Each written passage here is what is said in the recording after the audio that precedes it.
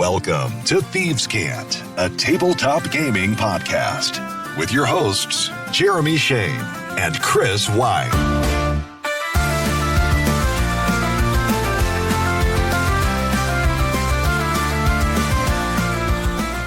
Welcome in, welcome back. It is Thieves' Cant, Monday, February 9th. I'm Jeremy Shane. And I'm Chris White. And let us welcome you to the first annual Thieves' Cant Week of Love.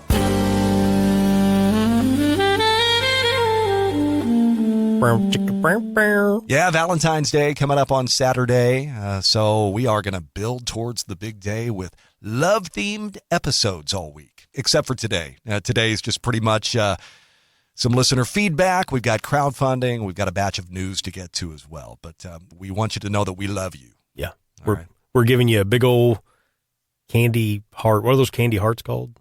Candy hearts? I don't know. I guess, yeah. Yeah, get a big one we're giving you. There you go. You can show us some love, by the way, by leaving us a 5-star review on your platform of choice or sending us some feedback. thievescantcast@gmail.com or drop a note in the comments. All right, as we said, today's show, listener feedback, spotlight on a crowdfunding project. But first, the headlines. Well, Chris, maybe WotC will actually release a new book this year. We're still waiting on any kind of release schedule, but here's a clue that something might be on its way. Beadle and Grimm's have announced a new, currently untitled Platinum Edition boxed set for D&D, with Platinum Edition pre-order starting in June, Silver Edition pre-order starting next month in March. There's some speculation among fans that this could be a Red Wizard of Thay campaign, could be the return of Dark Sun. That's been hinted at in the past. That would be big. Yeah, but nothing is confirmed at this point. Beadle and Grimm's, of course, those Platinum Editions. Do you want to play D&D and spend like $500 to do it? Then this is for you. They are very nice sets, though. Yeah. I mean, it's kind of contains everything. Right? It's like the adventure broken down into a different format, like multiple booklets instead of one big hardcover. That's traditionally what Beadles and Grimm's does. Mm-hmm. You get a bunch of props, official handouts. So it's a lot of bang for your buck, but it's a lot of buck as well. It would be interesting to see how many of these they move, like in the past. Like, you know, how popular are these? I want to say they've had Platinum Editions, many of them that have sold out. Now, they're limited in number, of course, right? But the demand is there for them. So this is for the deep-pocketed gamer.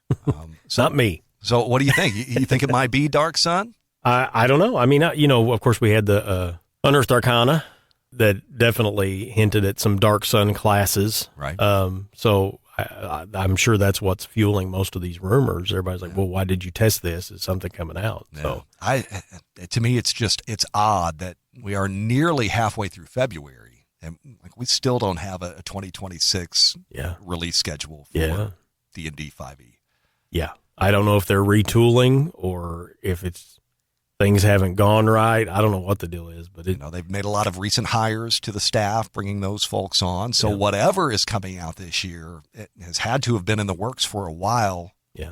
D&D needs a shot in the arm at this point, I think. Yeah. So whatever it is, I hope it's quality. Let's stick with Beadle and Grimm's for just a moment. The Platinum Edition we know is for this mystery product, but no mystery for a product coming in August. It is Skullduggery from Beadle and Grimm's, a hardcover book with new subclasses, backgrounds, species, feats, spells, equipment, magic items, and poisons, all designed around kind of, just gritty urban fantasy play. It also includes a 4-chapter adventure for levels 1 through 9. $45 is what this is expected to retail for. To me, it's a lot of content. It's a lot of content for $45. So Skullduggery, that is coming in August from Beadle and Grimm's. Moving on, Ravenloft looks like it's coming to the Horrified Dungeons & Dragons board game. Ravensburger has teased a new expansion with a teaser image that appears to feature a creepy, like puppet jester-like monster. Many have pointed out that this is a carrionet, a creature found in the Van Richten's Guide to Ravenloft. It is very creepy. I hate it already. Yeah, the carionets. Yeah. Not yet confirmed whether this is going to be a standalone game or an expansion to the existing Horrified D&D board game. The speculated release time frame is the fall, maybe October, maybe around Halloween. That would be fitting. Yeah. One more bit of news. This one just dropped at the end of last week. According to Deadline, we've got a Baldur's Gate TV show on the way. Yeah. I'm sure this is going to pique a lot of people's interest. I would say so. Looks like this is going to come from HBO and the co-creator of The Last of Us TV show. Looks like Chris Perkins is going to act as a consultant for the show. Expected to be a sequel to Baldur's Gate 3. So no spoilers here because I don't even know the spoilers. I haven't played Baldur's Gate 3 and I've avoided all spoilers to this point. I have. Yeah. But well, all right, with your experience, in your opinion, does it set up for a sequel? I like Baldur's Gate 3. However, I should probably clarify that I have only played through the first act 46 times and never got any further. Okay. So I get to the end of Act 1 and I'm like, I need to make a different character because that would be fun. And so I've never finished the game. A lot of replayability in Act 1. It is. And it's a great Act 1. So I recommend that. Now, the report says the show will feature both characters from the Baldur's Gate 3 video game, along with brand new characters for the show as well. This is an HBO job, so we know that the production value is going to be high based on what we've seen HBO do before.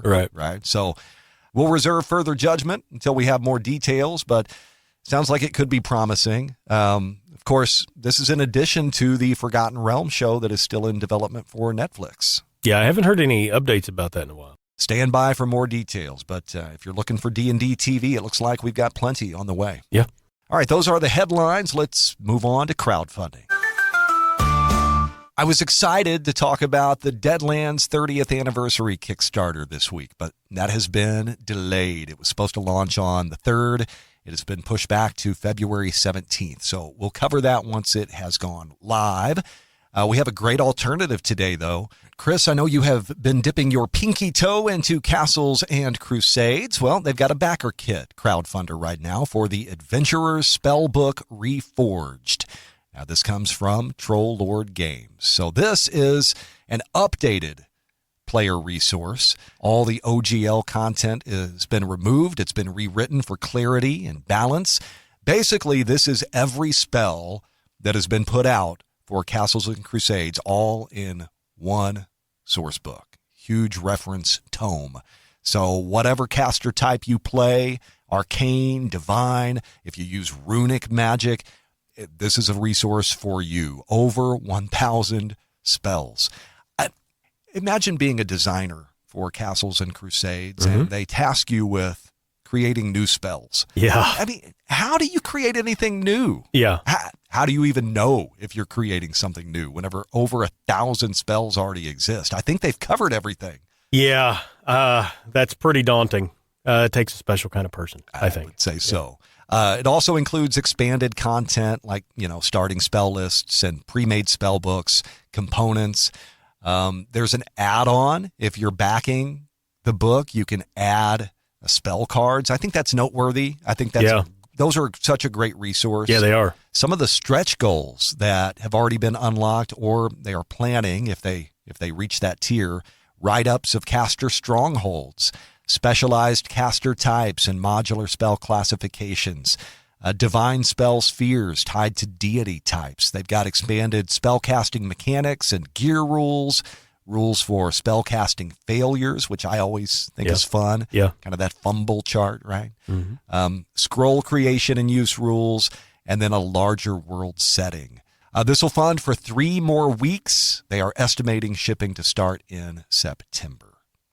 This is the kind of item where it's like, this could be fluff that I can skip, or if it's done well, it's mandatory. Yeah. So I'm very interested in this. I haven't actually had an opportunity to play Castles and Crusades. I do have the primary player's book. I have read through that. So I haven't seen a lot of these spells in action or seen anything where I'm scratching my head. Right. It could be really valuable. That's crowdfunding. Last stop today, some listener feedback. Last week, we had a great talk about exploration and resource use in RPGs. Chris, you kind of suggested that maybe they had lost a bit of their edge, that maybe like we're missing something from the roots of the tabletop role-playing hobby, that things just feel different these days. And we've got a couple responses to that conversation. Grom Molotok has the first one. He says, it depends in part on what kind of game you want. Even in a game with a lot of lost lore, like Stars Without Numbers default setting, the campaign doesn't have to center on exploration. You could stick with known trade routes and still have a satisfying game. Players who want more of a problem-solving game would rather play a mystery scenario than exploration most days. Yeah, I mean, read the room, know your group. I mean, yeah, I don't know that it's necessarily going to be for everybody, but I do think that introducing some of those older, tried and true exploration options, maybe drip feed them a little bit, see how people react to them, see if it feels good. If not, you have the other systems, right? I mean, some people just want straightforward combat to combat. They want that checklist. Again, that idea that the hall in the dungeon is just a teleporter from one encounter to the next. And that's okay, if that's what's working for your group. So I agree with a lot of what he's saying, but I do think that, there's at least it's worth looking at. Exploration, if you will. Yeah. That's touche. Just came up with that. Our old friend, the Wookiee Man, says, I know this feeling. I'm DMing 5th edition. I was constantly trying to design my way out of these awkward progressions and rest. Draw still makes it easier for me to design small quests and adventures. But I'm also inspired by your podcast on crows and the dungeon video from Mystical Arts. Dungeon turns in 10, 30, and 60-minute increments is super interesting. I'm going to have to try that out, even though my current system might not be suited for it. Yeah, the idea of dungeon turns, I think that's something that we need to maybe at some point have a discussion about. It's a sort of an older mechanic, but I know it's popular in some of these retro games, I guess, or old school essential type games. So I would love to have that conversation because I don't really know a lot about how they function. Yeah. How they should feel in play. So I'd love to explore. I think at some point we'll have that discussion soon before I forget it, hopefully, but not this week, maybe. Sounds good. Sounds good. Wookiee Man also weighs in on our chat in last week's Unearthed Obscura episode, the Dyatlov Pass, and we were talking about kind of mysteries in games. And Chris, you posed the question, as a GM, how much do you need to know, or how much do you want to know or care to know about the mystery that you're putting in front of the players? Wookiee Man says, in my opinion, the GM needs to know what can be known. It's an interesting point. Yeah. He says this can be tricky because there are some close to omniscient scrying entities in a lot of high fantasy. So if the most powerful sorcerer in the multiverse would investigate, would they discover all there is to know here? Probably. But to me, what can be known is what the most powerful character that could be convinced to investigate would find out. 7 lost cult members and no other calamity ensued? At most, the local wizard or local elven chief would investigate if compelled. So what can be known by them is the minimum required knowledge for the GM. Yeah, that makes a lot of sense. I think it does. That's a succinct way to put it. I think it is. Yeah, I completely agree. It's what's possible. And again, in the best case scenario, like you had the most capable investigator, be it a PC or an NPC that they're using as a resource. Yeah, I agree. I think that's pretty much the standard you have to have in this regard. So I think he's right. This is probably a line that I think is going to stick with me. What can be known? I'm going to ask myself that in prep, I think, a lot. So, Wookiee Man, thank you. Yeah, it's like a mantra. Right. What can be known? What can be known? I'm going to get it inked in my skin. I'm going to use that line with my diviner. I think I'm going to, the next time I play him, what can be known? All right, so thanks to Wookiee Man. Thanks to Grom as well for the feedback. If you've got feedback, we'd love to hear from you. thievescantcast@gmail.com, or you can you can drop a note in the comments below. Again, it is the Thieves' Cant Week of Love. Coming up tomorrow, a Lore Vault episode. Chris, we're going to explore, nymphs? Is that correct? Of course. Who better to talk about in the Week of Love than the nymph? Yeah. So that is on tap for tomorrow, and we've got fun stuff planned all week long.